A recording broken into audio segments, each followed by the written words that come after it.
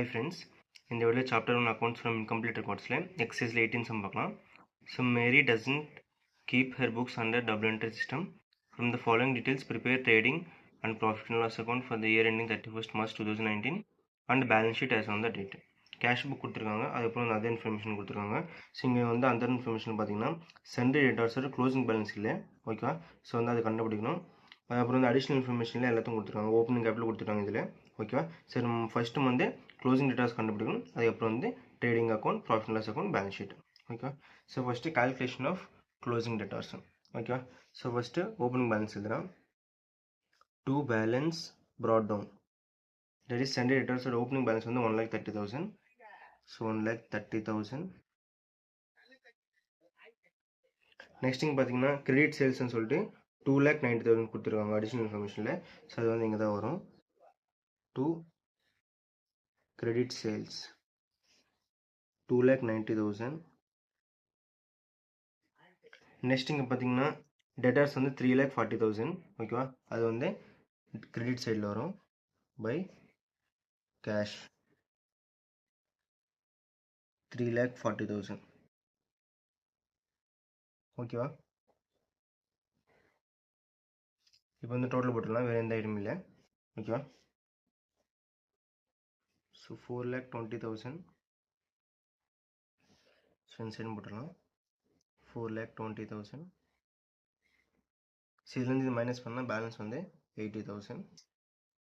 இதுதான் வந்து by balance carried on closing balance, ஓகேவா? க்ளோசிங் பேலன்ஸ் வந்து 80,000. இப்போ வந்து நம்ம ட்ரேடிங் அக்கௌண்ட் ஓப்பன் பண்ணலாம். So first opening stock, to opening stock 1,10,000. next two purchases, இதில் வந்து கேஷ் பார்த்தீங்கன்னா 1,50,000, கிரெடிட் பர்ச்சேஸ் வந்து 1,80,000. ஸோ ரெண்டுத்தையும் ஆட் பண்ணலாம். ஸோ கேஷ் 1,50,000, கிரெடிட் வந்து 1,80,000,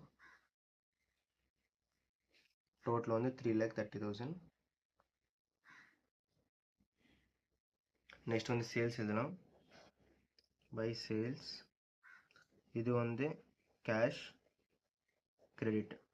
இங்கே பார்த்தீங்கன்னா கேஷ் சேல்ஸ் வந்து 3,60,000, கிரெடிட் சேல்ஸ் வந்து 2,90,000, ஓகேவா?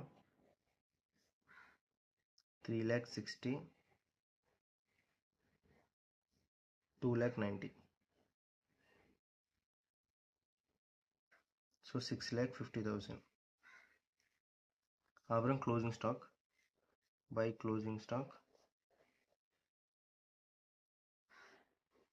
1,80,000.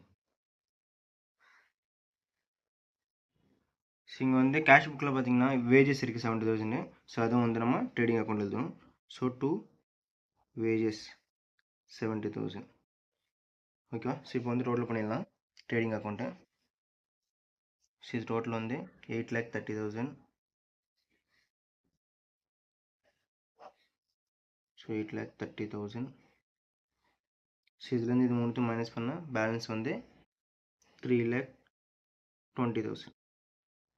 இதான் வந்து நம்மளுக்கு gross profit. So by gross profit brought down 3,20,000. So இதில் பார்த்தீங்கன்னா சென்டர் எக்ஸ்பென்சஸ் வந்து 1,27,000 இருக்குது. ஸோ அது வந்து டெபிட் சைடில் வரும். டூ சென்ட்ரி எக்ஸ்பென்சஸ் 1,27,000 ப்ளஸ் கீழே பார்த்தீங்கன்னா depreciate furniture and fitting by 10% per annum. So இங்கே வந்து ஃபர்னிச்சர் அண்ட் ஃபிட்டிங் பார்த்தீங்கன்னா 80,000. ஸோ இதுலேயே 10% வந்து 8,000. So to depreciation 8,000. So total போட்டுடலாம் 3,20,000, 3,20,000.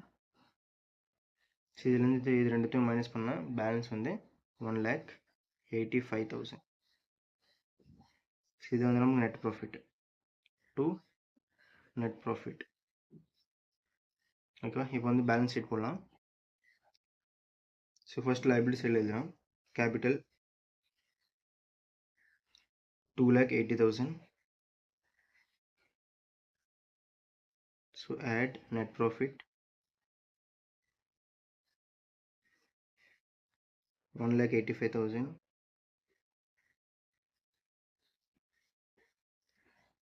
So 4,65,000. Sundry creditors